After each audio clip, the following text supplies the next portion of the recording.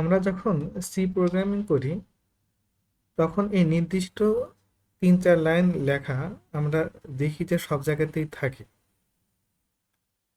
এই ৩-৪ line common থাকে। তো এই ৩-৪ লাইন আমাদেরকে কেন লিখতে হয় এটা একটু আমরা বোঝার চেষ্টা করি। বা একটা সি প্রোগ্রামের স্ট্রাকচারটা কেমন বা সেটা কি স্ট্রাকচারে কাজ করে এটা একটু বোঝার চেষ্টা করি। সাধারণত সি প্রোগ্রাম কাজ করে ফাংশন ওয়াইজ। ফাংশন, তো একটা ফাংশনকে আমি একটা রাইস কুকারের সাথে তুলনা করতে পারি। তো একটা রাইস কুকার আমাদেরকে কি কাজ করে দেয়? রাইস কুকার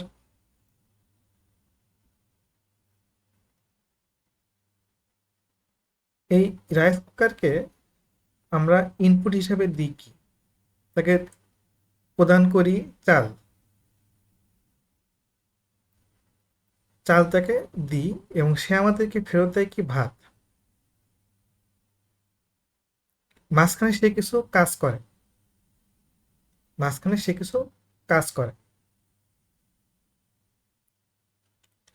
একটা ফাংশনও ঠিক তেমন। তাকে কিছু ইনপুট দেওয়া হয়, সে কিছু অপারেশন শেষ করে বা কিছু কাজ শেষ করে আমাদেরকে একটা আউটপুট দেয়। তো একটা ফাংশনেরও ঠিক এই এলিমেন্টগুলোই থাকে যে তারে কিছু ইনপুট দেওয়া হয়, সে কিছু টাস্ক কমপ্লিট করে, কাজ বা টাস্ক, এবং সে একটা আউটপুট দেয়। তো সিতেও ফাংশনটা ঠিক সেরকমই। তাকে কিছু সংখ্যা বা কিছু স্ট্রিং দেওয়া হয়, তার উপরে বিভিন্ন অপারেশন শেষ করে সে আমাদেরকে একটা আউটপুট ভ্যালু দেয়। এবং এই ফাংশনটা লেখার একটা নিয়ম আছে। লেখার নিয়ম হচ্ছে ফাংশন লেখার নিয়ম।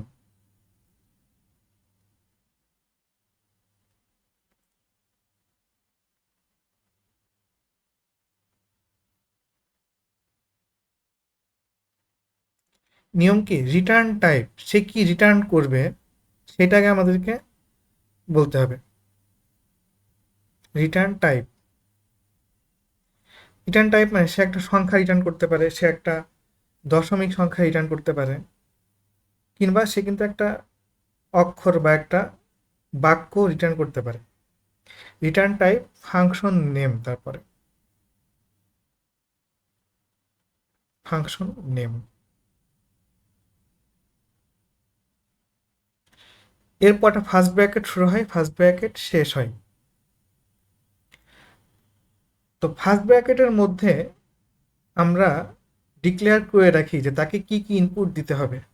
এখন একটা রাইস কুকার আমাকে ভাত ফেরত দেবে, তার জন্য তাকে যে চাল দিতে হবে এটা তাও তাকে জানায় রাখা আছে রাইস কুকারকে, তাই না? এরকম এই ফাংশনটাকে আমাকে জানিয়ে রাখতে হবে তাকে কি কি দেওয়া হবে। এজন্য এখানে ইনপুট দেওয়া হয়। এই ইনপুটগুলা কি হবে তাকে বলে দিতে হবে আমাদেরকে। এবং এই যে ইনপুট এগুলোকে বলি আমরা প্যারামিটার। ঠিক আছে?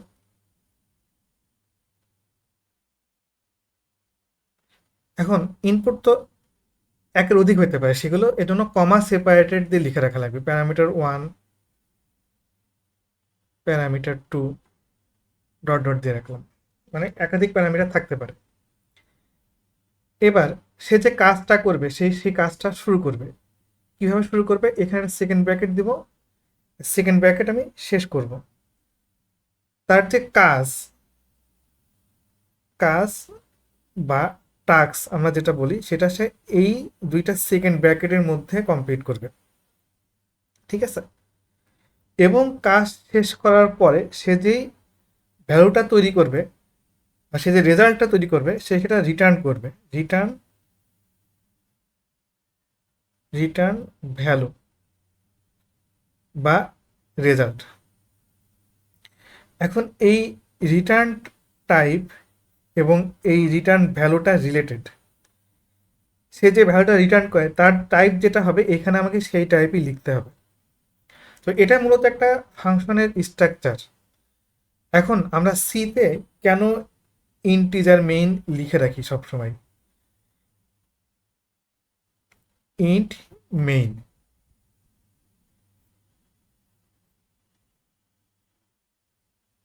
ফার্স্ট ব্র্যাকেট, সেকেন্ড ব্র্যাকেট শুরু, সেকেন্ড ব্র্যাকেট শেষ।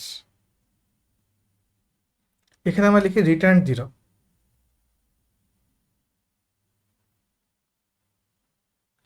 তার মানে কি আমরা একটা ফাংশন তৈরি করি এবং সি প্রোগ্রামিংয়ের যখন আমি একটা ফাইলকে রান করি বা চালাই, তখন সে সবার আগে এই মেইন ফাংশনটা খুঁজবে, মেইন লেখা ফাংশনটা খুঁজবে। এবং একটা সি প্রোগ্রামিংয়ের ফাইল ডট সি ফাইল বা ডট সিপিপি ফাইল চালানো মানেই সেই মেইন ফাংশন থেকে কাজ করা শুরু করবে।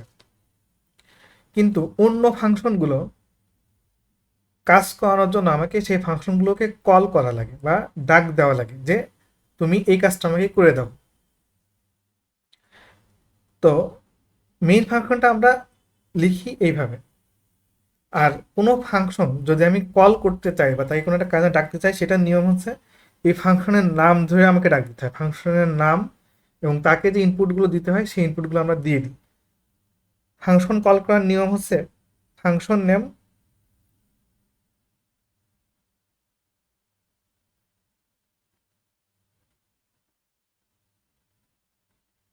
আর তার প্যারামিটারগুলো।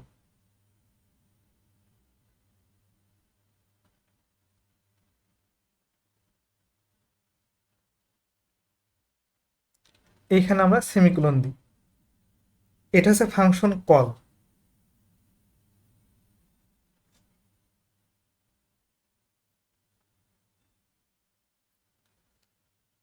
তো আমরা সাধারণত হয় কি, যখন একটা সি প্রোগ্রাম লিখি আমরা আমাদের ফাংশনটা তৈরি করি, মেইন ফাংশনটা আমরা তৈরি করি ইন্টিজার মেইন লিখে। এবং যেহেতু আমরা লিখি যে ইন্টিজার, তার মানে আমাদেরকে একটা ইন্টিজারই রিটার্ন করতে হবে, এই জন্য আমরা রিটার্ন 0 লিখে রাখি। আর বাকি যে কাজগুলো, আমাদের যে টাস্কগুলো, সেগুলো আমরা এইখানে কমপ্লিট করি। আমি একটু প্র্যাকটিক্যালি জিনিসটা দেখাই।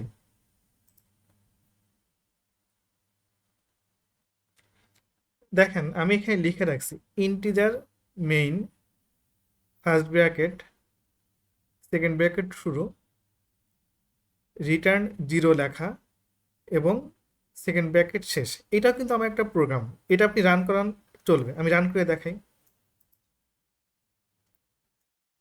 দেখেন আমি কিন্তু শুধুমাত্র মেইন ফাংশনটা তৈরি করছি এবং সেখানে রিটার্ন করে ফাংশনের কলটা শেষ করে ফেলছে। আমি কিন্তু ভিতরে কোনো কাজ করিনি, এজন্য সে কিন্তু কিছু দেখাচ্ছে না, জাস্ট একটা আউটপুট দেখাইছে যে সে রান করছে, কিন্তু সেখানে কোনো কাজ দেখায়নি বা কোনো আউটপুট দেখায়নি। এই জিনিসটা একটু অন্যভাবেও লেখা যায়, কিছু কিছু প্রশ্নে বা কিছু কিছু কোশ্চেনে দেখবেন আপনারা এইভাবেও লিখবে। ইন্টিজার না লিখে এখানে লিখবে ভয়েড, VOID, ভয়েড মানে খালি বা শূন্য। তো ভয়েড মানে যেহেতু খালি, তার মানে আমাকে এখানে কিছু রিটার্ন করা লাগবে না, তখন আর আমাকে রিটার্ন 0 দিতে হয় না, তখন এই জিনিসটাই রান করবে। এই যে তার মানে কি, আমার এইটাও যেমন সঠিক, আমি যে লিখি include studio dot H void main, এটাও সঠিক, এক্ষেত্রে রিটার্ন 0 দেওয়া লাগবে না। এখন আমি ইনক্লুড কথাটা লিখি কেন, ইনক্লুড স্টুডিও ডট এইচ, আমরা জানি কি যে প্রিন্টএফ ফাংশন,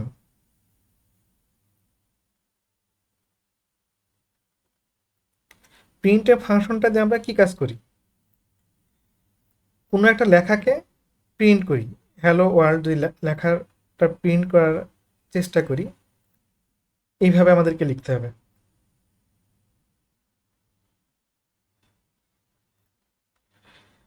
তো এখানে প্রিন্টএফ কিন্তু একটা ফাংশন,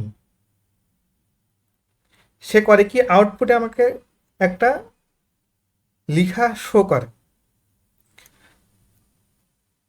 এই ফাংশনটা কিন্তু আমি কল করতেছি, এই ফাংশনটা কিন্তু আমি বানাইনি, প্রিন্টএফ ফাংশনটা এখানে কিন্তু কল করা হচ্ছে। তো যদি এইভাবে আমি কল করি, তাকে যদি হ্যালো ওয়ার্ল্ড ডাবল কোটেশনের মধ্যে দিয়ে ফার্স্ট ব্র্যাকেটে রাখি, সে এই হ্যালো ওয়ার্ল্ডটা প্রিন্ট করে। এটা কেন এইভাবে কাজ করে সেটা আমরা পরে দেখব, কিন্তু এখানে আমি যেটা করতেছি শুধুমাত্র প্রিন্টএফ ফাংশনটাকে কল করতেছি। ফাংশন হয় দুই রকমের, কিছু ফাংশন আমরা নিজেরা বানাই, আর কিছু ফাংশন আমরা আগেই কেউ একজন লিখে রাখছে, সেগুলো আমরা আবার ব্যবহার করি, বারবার ব্যবহার করা লাগে, সেগুলো লিখে রাখা আছে। প্রিন্ট এফ ফাংশনটা আমাদেরকে বারবার কিন্তু ব্যবহার করা লাগে, প্রিন্ট এফ, স্ক্যান এফ। তো এগুলো লিখে রাখা আছে, লিখে রাখা আছে কোথায়? একটা হেডার ফাইলের মধ্যে। সেই হেডার ফাইলেরটার নাম হচ্ছে stdio ডট এইচ। এসটি মানে স্ট্যান্ডার্ড, এসটিডি মানে স্ট্যান্ডার্ড, আই মানে ইনপুট, ও মানে আউটপুট, স্ট্যান্ডার্ড ইনপুট আউটপুট। তো আমরা করি কি, যে এই stdio.h ফাইলটা আমাদের প্রোগ্রামে ইনক্লুড করে নিই। আমি একটু প্র্যাকটিক্যালে দেখাই সেটা কিভাবে করতে হয়। এই যে যদি আমি এখানে লিখি যে printf hello world,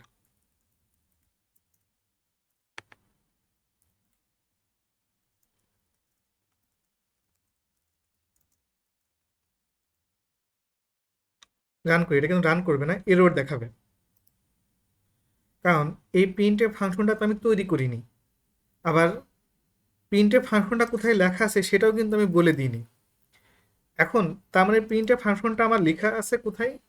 stdio.h, এই হেডার ফাইলে। এটা একটা হেডার ফাইল, হেডার ফাইলে লেখা আছে, এটাকে আমি ইনক্লুড করব। ইনক্লুড করার নিয়ম, অ্যাঙ্গুলার ব্র্যাকেটের মধ্যে রাখতে হবে এবং এটাকে ইনক্লুড, INCLUD, ইনক্লুড, এটাকে একটা হ্যাশ দেওয়া লাগে, এটা নিয়ম।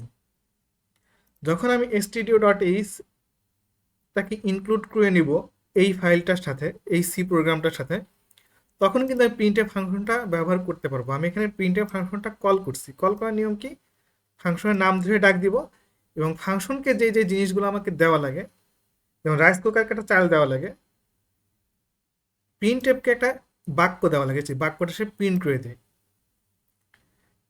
এখন যেহেতু আমি stdio.h হেডার ফাইলটা অ্যাড করে ফেলছি, প্রিন্টএফ এখন কাজ করবে।